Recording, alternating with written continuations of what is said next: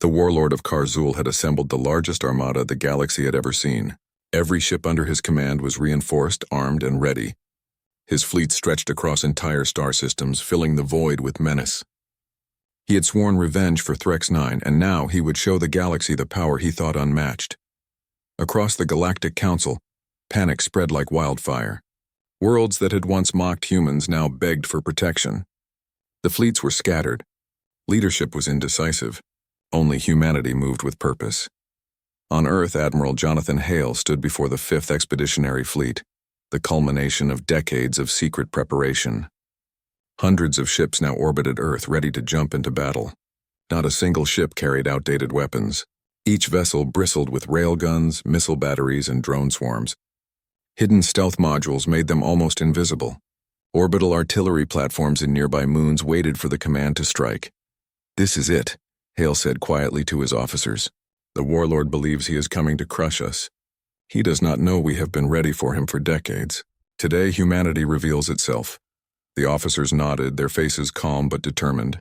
They knew their fleet was small compared to the warlords.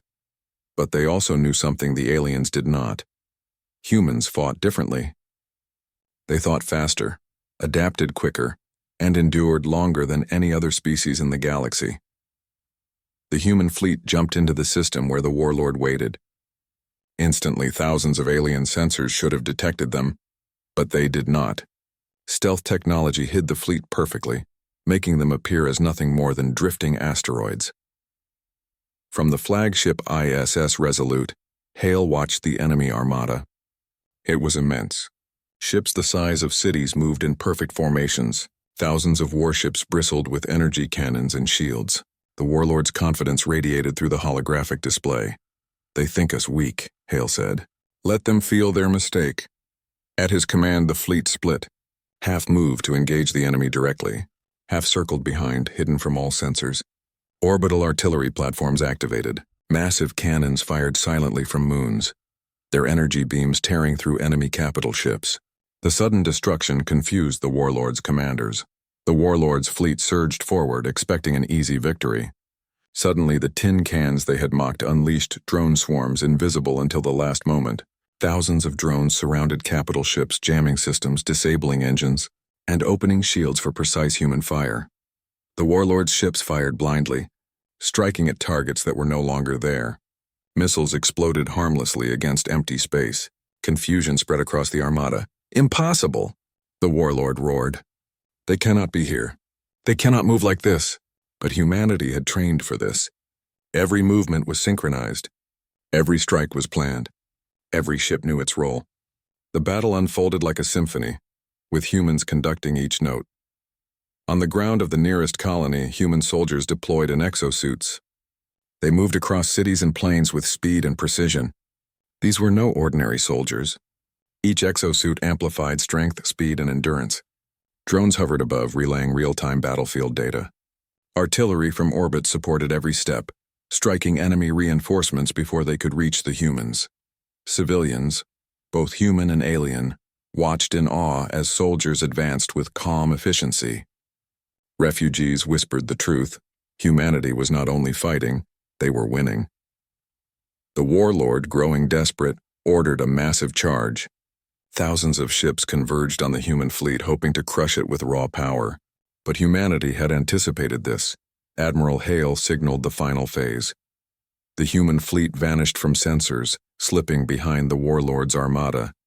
Missiles and railgun fire erupted from all directions simultaneously. Drone swarms cut off communications between enemy ships. Orbital artillery from moons added precision strikes. Ships that had once seemed invincible were torn apart.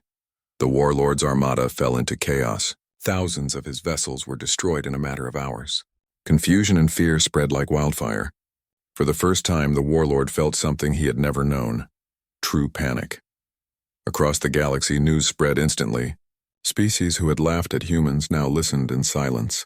Every message, every report told the same story. A small human fleet had shattered the largest armada they had ever seen. The myth of human weakness was gone. Even the Council, which had dismissed humanity for decades, watched in shock. Counselor Zorath, the one who had once mocked humans openly, stared at the reports. His voice shook as he said, They were never weak. They were preparing, and they were always stronger than we imagined. The realization spread through the council like wildfire. The species they had scorned was now the galaxy's decisive force. Meanwhile, the warlord fled to the outer rim of the system, his pride shattered. For centuries he had been feared. Now he was humiliated. For the first time he considered negotiation, not from a position of strength but from fear. Admiral Hale did not pursue recklessly. His mission had never been vengeance. It had been protection. The humans had revealed their strength to save the galaxy, not to conquer it. On the bridge of the Resolute, Hale looked at his officers. "This is only the beginning," he said. "They now know who we are. Let them remember this. Humanity cannot be underestimated. We endure, we adapt, we fight." His officers nodded, pride and relief visible on every face. The galaxy had learned a lesson it would never forget. Humans were clever, disciplined, and adaptable. They did not rely solely on raw power. They used strategy, preparation, and innovation to overcome overwhelming odds. They fought with courage and with intelligence. Where aliens had seen weakness, humans had hidden their strength. Where others had relied on fear and numbers, humans relied on resolve and planning. And in every system, from the council chambers to distant colonies, whispers began to spread. Never mock humanity again. For the first time, the laughter of the Galactic Council was replaced with respect and a hint of fear. Humanity had revealed its true military power, and it had done so without arrogance, only precision and purpose. In the quiet that followed the battle, Admiral Hale addressed the crew of the 5th Expeditionary Fleet.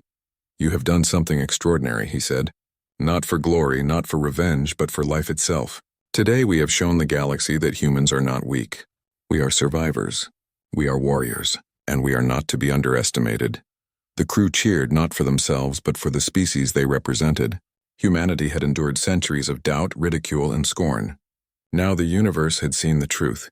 Even the children of distant worlds would learn their lesson. Humanity had arrived, not as pawns, not as toys, but as a force that would shape the future of the galaxy. And somewhere, in the dark reaches of space, the warlord of Karzul hid, nursing his wounds and his pride. The humans had defeated him not through raw numbers, not through ancient power, but through strategy, innovation, and relentless resolve. He would return one day, perhaps, but he would never forget the species that had risen from the blue planet called Earth. The galaxy had laughed at humanity. Now it was learning to listen, and humanity, as always, was ready. The great chamber of the Galactic Council was unlike anything a human eye had ever seen before. The ceiling arched high above, glittering with strands of living light that pulsed like veins of some massive creature. The walls shimmered with transparent layers, showing a panoramic view of the stars outside. Hundreds of alien species filled the tiers of seats, their voices murmuring in countless languages, a wave of sound that echoed across the grand hall. At the center of the chamber stood a single figure, Ambassador Elias Vey, humanity's first envoy to the council. He was tall, dressed in a formal dark suit woven with threads that shimmered faintly under the alien light. Despite the vastness of the chamber and the number of eyes watching him, Elias stood calmly, his hands clasped behind his back. His eyes, sharp and steady, scanned the crowd without fear. To the council, he was not a guest. He was a defendant. The High Speaker, a being of crystalline limbs and a voice that rang like chimes, struck the floor with a staff of light. The chamber hushed instantly.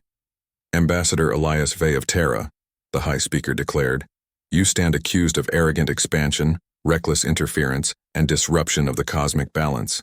Your species claims rights it has not earned. You spread into the void without permission, without restraint, and without understanding the danger you pose. Do you deny these charges?" The alien voices in the chamber murmured again, buzzing with both scorn and curiosity. Elias raised his head.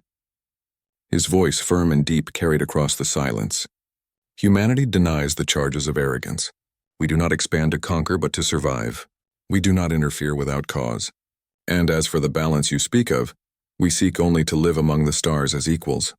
If this is a crime, then perhaps the balance you guard so dearly is nothing but a chain to keep new voices silent." A ripple moved through the chamber. Some aliens hissed in disapproval. Others clicked mandibles, muttered through tendrils, or shifted uneasily in their seats. The High Speaker's crystal form shimmered sharply, as though anger had heated its body. Your words confirm the danger. Humanity refuses humility. Humanity refuses obedience. Such defiance is why your kind must be judged. From the shadows of the council seats, an elder of a reptilian species hissed loudly. They spread like fire. If not burned now, they will consume every system they touch. Another voice, this one low and echoing from a massive aquatic being in a containment sphere, boomed. Let them serve as example. One death today will save countless tomorrow. Elias stood tall against the rising storm of voices. His heart pounded, but he did not let the fear show. He knew this moment would be broadcast across every human colony, every station, every ship. He knew billions of his people were watching. He raised his hand, asking for silence, and surprisingly, the council granted it. His words were clear and simple.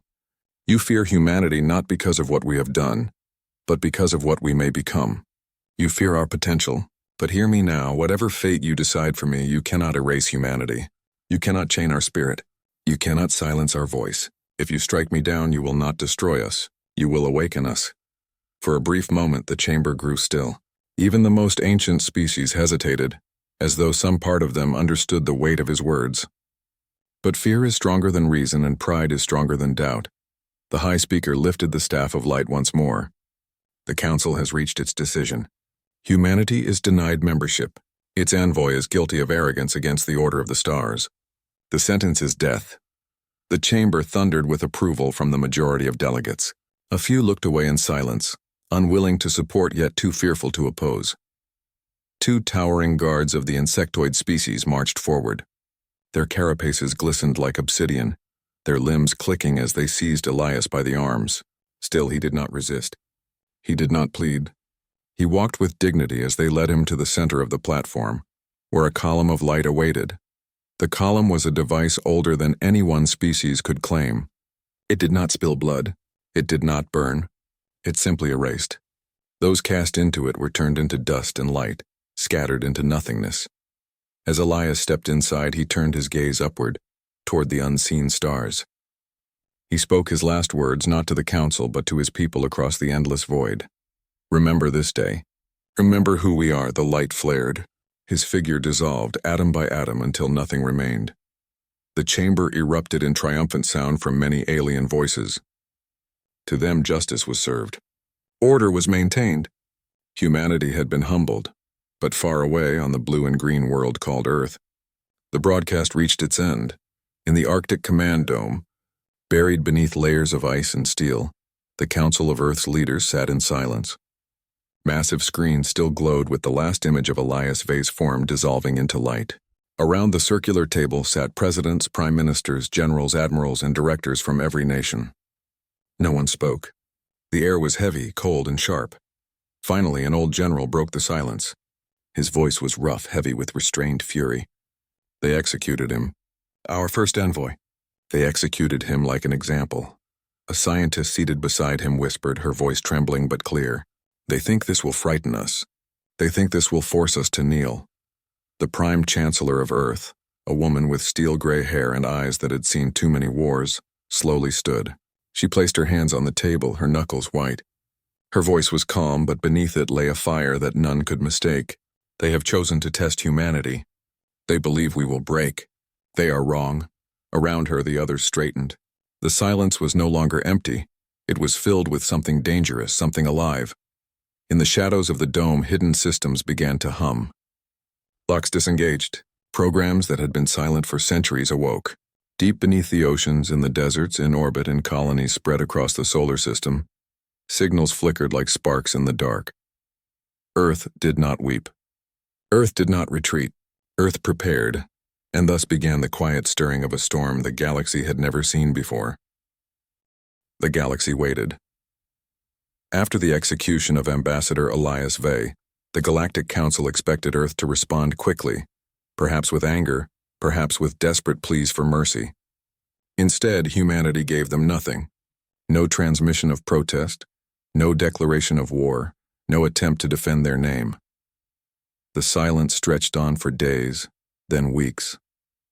In the halls of the Council, the ancient species began to laugh. Some mocked humans as broken, too fragile to endure the weight of the galaxy. Others dismissed them as children who had finally learned their place. A few, the wisest among them, did not laugh at all. They had seen silence before, and silence, they knew, was sometimes more dangerous than war. Far away, beneath the frozen wastelands of the north, the Arctic command dome pulsed with hidden life. It was Earth's deepest and most secret fortress, carved into the ice long before the Council had even known of humanity's existence. Inside, the leaders of Earth gathered again. The chamber was dim, its only light coming from the glow of countless screens and the quiet pulse of status displays. Every face was serious, eyes fixed on the words written across the central table.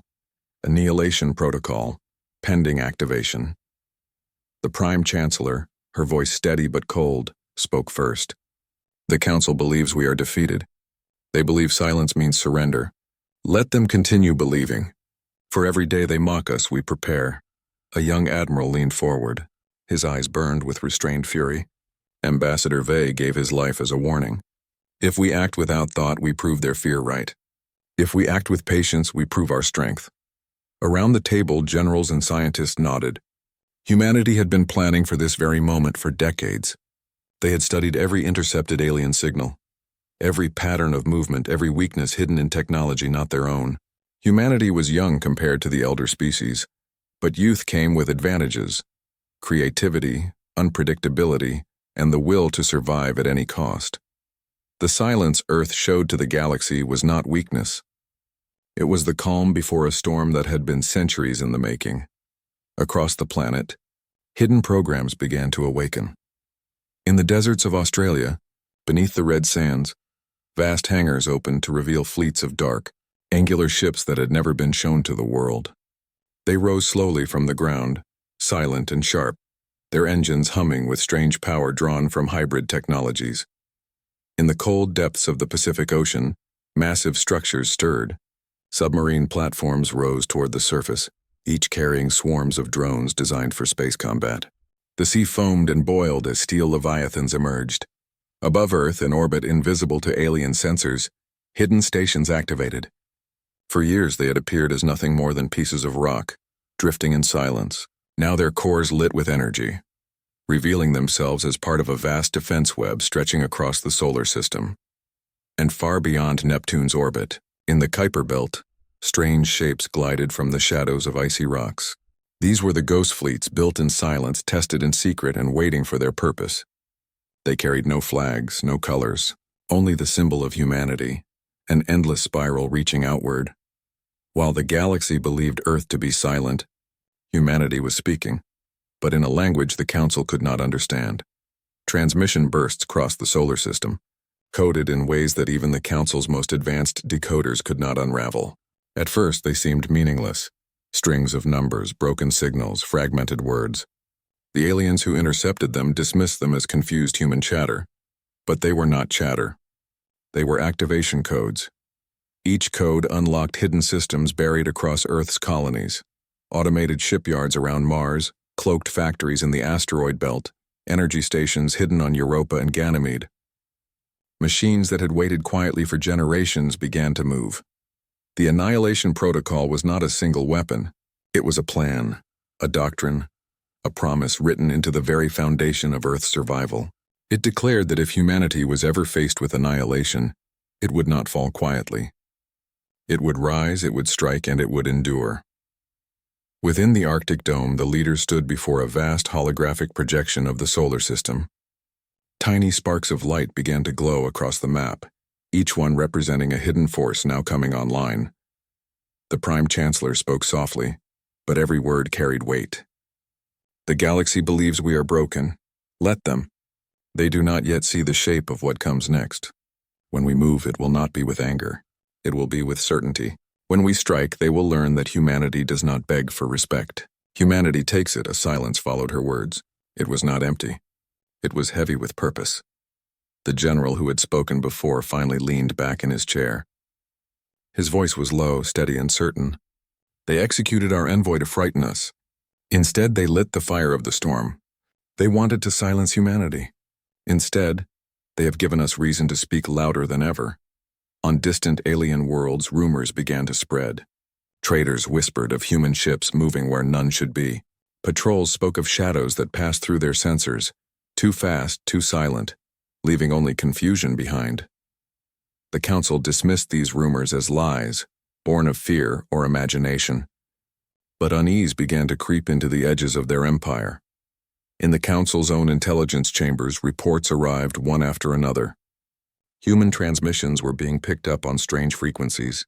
Supply depots along the outer sectors reported missing cargo. Small listening posts went silent, their signals cut off mid-broadcast. The analysts of the elder species struggled to understand. They saw no great fleets, no grand armies.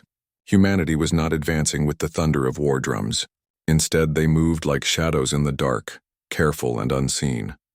One alien commander of the insectoid species spoke bitterly in a council meeting. They are not children. They are predators. And predators grow silent before they strike. On Earth itself, life went on. Children played in cities glowing with lights, unaware of the war that prepared itself above their skies. Farmers tilled their fields, workers built their machines, and people looked up at the stars with both fear and hope. But across every city, every colony, one memory was carried in the hearts of all. The image of Elias Vey standing tall before the council, and his final words, "Remember this day. Remember who we are." They remembered, and remembering gave them strength. In hidden classrooms, teachers whispered to students of the Envoy's courage. In barracks, soldiers repeated his words like a vow. In laboratories, scientists worked without rest, driven not by orders but by pride. Humanity had been wounded, but wounds do not always bring weakness. Sometimes they bring resolve. The silence stretched on. To the galaxy, Earth seemed motionless. To humanity, Earth was alive with purpose. And when the time came when the first move was made, the galaxy would learn the truth of the silence. It was not surrender. It was preparation. The galaxy had grown used to silence. Weeks had passed since the execution of Ambassador Elias Vey. Humanity had given no reply, no statement, no request for negotiation. Many believed Earth had finally been broken. Some said the humans were burying their grief. Others that they had returned to their small world, never again to raise their voice among the stars. The Galactic Council relaxed. Trade routes reopened. Patrols along the borders of human space grew smaller. The elder species turned their eyes away from Earth, confident that the matter was finished. But silence can be dangerous. And when the silence broke, it broke like a storm. On the edge of council space lay a listening post orbiting a lonely star. It was a small station manned by a handful of alien technicians, its purpose simple: watch humanity. The post had been there for decades, quietly recording every signal from Earth, every ship leaving or entering the solar system. One morning, as the star burned faintly in the distance, the station fell silent. No distress call, no warning. Its signals vanished in an instant. The Council dismissed it as an accident, perhaps a meteor strike or a system failure. But 2 days later, a patrol fleet of 6 warships sent to investigate also disappeared. Their last transmission was a single line of static. In the following weeks, more reports arrived. Outposts along the border went dark one by one. Supply convoys vanished without trace. Small fleets deployed for investigation never returned. The Council began to worry. At first, they believed it was a rival species attacking in secret, but fragments of data soon reached them. Blurred images of ships moving like shadows, dark and sharp, impossible to track. They did not match the design of any known fleet. They were human. The truth struck fear across the Council. They had expected Earth to fight with small, fragile fleets, primitive compared to the vast navies of ancient empires. Instead, humanity fought with silence, precision, and cunning. In the Council war chambers, holograms of the solar system glowed with red marks where outposts had fallen. Generals argued. Some demanded immediate retaliation. Others urged patience. But none could explain how humanity had struck so swiftly, so invisibly. One admiral of the crystalline species slammed its shimmering arm against the table. "They are primitives. They should not be capable of such strikes. Where do they gain this knowledge? How do they move unseen?" A voice from the insectoid delegate clicked sharply. "They do not fight as we do. They do not fight as soldiers. They fight as hunters." On the battlefield, the truth was clear. Human fleets were not large. They did not gather in great formations. Instead, they scattered across asteroid fields, hiding their signatures among rocks. They launched swarms of drones disguised as debris. Their ships powered down engines and drifted silently until the perfect moment to strike. Council warships built for honor and strength relied on power and scale. They were vast and bright, their shields glowing, their weapons heavy. Against another ancient empire, they were unstoppable. Against humanity, they were blind.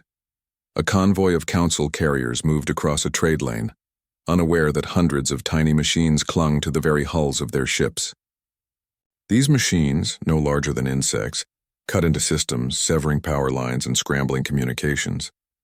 One by one, the mighty carriers lost control, their own weapons turning against them. By the time the fleet realized what had happened, the humans were already gone, leaving only wreckage. To the Council, it was chaos. To humanity, it was a message. In the Arctic Command Dome, the Prime Chancellor watched the reports arrive in silence. The holographic map of the stars slowly shifted, showing more and more regions where Council fleets had fallen. Her generals stood beside her, their faces grim but proud. "They underestimated us," one admiral said. "They thought we were weak. Now they see the truth." The Chancellor's gaze never left the map. Her voice was steady. "They must learn we are not conquerors. We are not destroyers. We are survivors. And when our survival is threatened, we will fight in ways they cannot imagine." She turned to her commanders. "Continue the strikes. But remember, this is not war for conquest. This is war for respect. Every blow must remind them of the price of arrogance." News spread quickly across the galaxy. For the first time in ages, the Council felt fear. Entire sectors whispered of humanity's shadow fleets. Merchants spoke of trade routes gone silent. Soldiers told stories of battles where no enemy was seen, only felt, like ghosts passing through the dark. Some species scoffed. They called the reports exaggerations, tricks of panic. But those who had faced humanity firsthand carried scars of terror. One alien captain who survived a skirmish told his story before the Council. His voice trembled as he described the human tactics. "They do not fight face to face. They vanish into the dark, and when you believe yourself safe, they strike from behind. They do not seek victory in numbers. They seek certainty in every strike. To fight them is to fight shadows themselves." The chamber of the Council fell silent at his words. Even the most arrogant delegates could no longer deny the truth. The turning point came when a great fleet of 3 ancient species joined forces. Together, they launched an operation to reclaim a system captured by humanity. It was meant to be a show of power, a reminder of who ruled the stars. Their combined fleets numbered hundreds of warships. They advanced with confidence, shields glowing bright, weapons charged. Against such force, no young species could stand. But the humans never met them head-on. Instead, as the fleets entered the system, the asteroids around them came alive.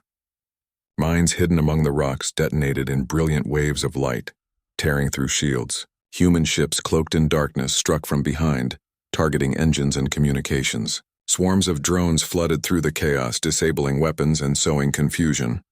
Within hours, the great fleet was broken, ships scattered, fleeing in desperation. Entire armadas that had once been feared were reduced to silence. The victory was more than battle.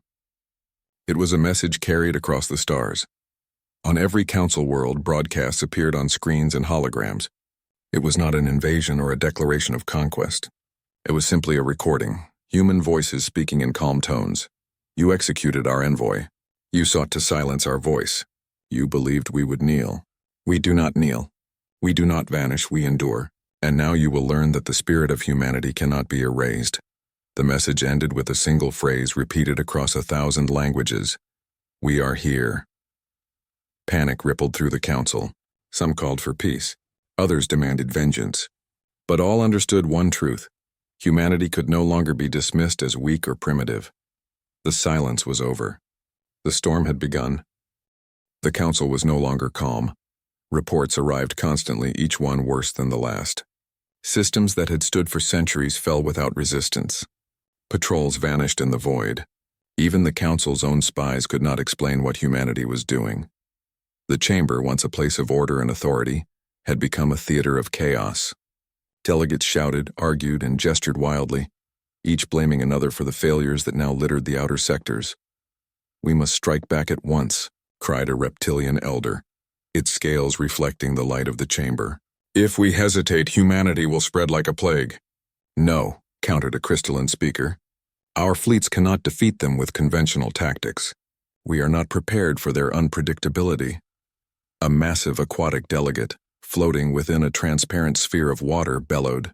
Its voice shook the chamber. They are cleverer than any species we have faced. Their strikes are precise. Their fleets move like shadows. Every action is calculated, every attack a lesson. We are losing not because we are weak, but because we do not understand them. The words hung heavy in the air. The Council had always relied on experience, tradition, and scale. Humanity had none of these advantages, yet they moved with strategy that defied expectation. Meanwhile, humanity continued to expand its influence, though not through conquest or occupation. Hidden fleets patrolled asteroid belts and distant moons. Swarms of drones disrupted supply lines. Small, nimble human ships struck systems the Council thought were safe, then disappeared without a trace. Each engagement left the Council fleets confused, their tactics failing against enemies they could not see or predict. In the Arctic Command Dome, the Prime Chancellor observed the reports with calm intensity. Holographic displays showed the Council fleet scattered, disorganized, and increasingly desperate. She did not smile. There was no celebration. Humanity's actions were not about revenge. They were about demonstrating that no one should underestimate them. She turned to her generals and advisors. They cannot see the future. They do not understand how we think. Let us not teach them by rashness. Let us teach them by certainty. Every fleet they lose, every system they cannot hold, reminds them, humanity is not weak, and humanity is not silent.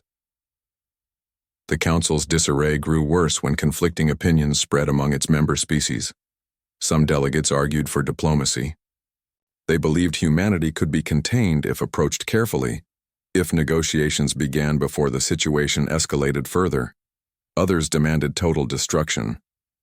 Their fleets, though massive, could not predict human tactics, but they believed sheer force could overcome the unknown. The disagreements escalated. Ancient species who had once commanded obedience from entire sectors now bickered openly. Allies became rivals. Suspicion grew and unity collapsed. One counselor, an elder of the insectoid species, hissed angrily at the chamber. They are manipulating us. Their strikes are not random. They want us divided. They want us to doubt ourselves. And it is working. Another, a crystalline speaker, responded sharply. They are not attacking our core systems yet. They want to show their power without provoking full retaliation. They are teaching us to fear them, and we are learning quickly. The aquatic delegate floated silently for a moment, then spoke with an uncharacteristic tremor in its voice. If we cannot predict them, if our fleets cannot match their movements, then all our victories are temporary. Humanity is shaping this war before it begins, and we are only players. Across human-controlled space, fleets moved with perfect coordination. Human engineers and tacticians had studied every weakness in the Council's defenses. Even the most heavily shielded ships were vulnerable to human drones that could infiltrate systems undetected. Small attack vessels moved among debris fields and asteroid belts, striking suddenly and vanishing like smoke. Human tactics were unlike any alien strategy. They did not rely on brute strength or overwhelming numbers. They relied on intelligence, creativity, and unpredictability. Every move forced the Council to rethink their assumptions. Every encounter reshaped their understanding of warfare. Even the Council's best admirals admitted defeat in private. They are not advanced like us, one muttered, staring at a holographic display of lost fleets. But their minds are sharper than any weapon we wield. Fear spread faster than the attacks themselves. Trade between Council species faltered. Merchants hesitated to travel, worried about human raids. Colonies once considered safe began fortifying themselves, preparing for strikes that may never come, or may arrive without warning. The Council tried to maintain control. Messages were sent, fleets were dispatched, and systems were reinforced. But humanity was always a step ahead. Their ships moved like phantoms. Their communications remained encrypted. Their fleets appeared where no one expected them, striking key points, disrupting supply chains, and vanishing before counterattacks could be launched. Even when the Council attempted ambushes, they found human fleets already gone. Back on Earth, the Prime Chancellor addressed the Council of Human Leaders. The Council believes we are weak, but they are blind. They do not see how we think. They cannot predict our moves because we do not act like them. Every fleet we save, every system we defend, reminds the galaxy, humanity survives not because of strength alone, but because of determination, ingenuity, and unity. A young admiral spoke up, her voice firm. They fear us. They underestimate us, and that makes them predictable. The moment we act decisively, the moment we take initiative, the council begins to crumble from within. The Chancellor nodded. Exactly. Let them argue. Let them fracture. We will strike only when it strengthens our position, and we will not strike for vengeance. Humanity does not need to kill to win. Humanity wins when others see the cost of misjudging us. The effect of humanity's strikes extended beyond battle. Council species began to distrust one another. Each blame fell upon the others. Supply lines were cut, and the coordination of fleets broke down. Where the Council once moved with the precision of a single organism, it now moved like scattered parts, disconnected and slow. In secret, some delegates reached out to humanity, not for surrender, not for alliance. They sought guidance, understanding, or safe passage. Their messages were intercepted and studied, but not immediately answered. Humanity did not rush. Patience was part of the strategy. Every hesitation by the Council strengthened humanity's hand. The galaxy was beginning to realize that humans were more than a species. They were a force shaped by experience, ingenuity, and survival instinct. In one system, a fleet of the three most ancient species attempted to recapture a human-occupied station. They brought hundreds of ships, shields blazing, weapons primed. The humans defending the station numbered far fewer, their ships smaller, their weapons lighter. Yet the humans did not retreat. Using clever maneuvers, exploiting the asteroids around the system, and deploying swarms of drones to disable key systems, the humans turned the battle. The ancient fleets found themselves stranded, unable to coordinate, while human vessels moved unseen and struck with precision. When the battle ended, the three fleets retreated in disgrace. Entirely intact, yet shattered in morale and strategy, humanity had won, not through overwhelming force, but through unpredictable genius and relentless patience. The Council was forced to acknowledge a truth they had long denied. Humanity was not to be underestimated. Humanity could not be broken by fear, by propaganda, or even by the loss of a single envoy. Humanity could think differently, act differently, and endure in ways no other species could imagine. In the council chambers, delegates no longer spoke with confidence. They whispered. They doubted. They feared. The great empires that had dominated the stars for millennia now trembled before a young, small species from a blue world at the edge of space. The prime speaker, normally calm and commanding, addressed the chamber. The humans are not what we expected. They are not primitive. They are extraordinary. We have been taught a lesson by those we thought insignificant. And that lesson, it may cost us everything. On Earth, the Prime Chancellor watched the reports come in. Humanity's fleets were intact. Humanity's drones continued their silent work. Humanity had not lost a single major engagement. She turned to the generals, her voice quiet but resolute. We have shown them what we are capable of. The Council fractures before our patience, before our strategy. This is only the beginning. Humanity does not seek war, but we will never be underestimated again. Prepare for the next phase. The galaxy must learn that we are here and we are not afraid. And in the shadows of the Arctic Dome, systems began to hum, hidden fleets readied, and humanity's slow, patient storm across the stars continued, unseen, unstoppable, and impossible to ignore.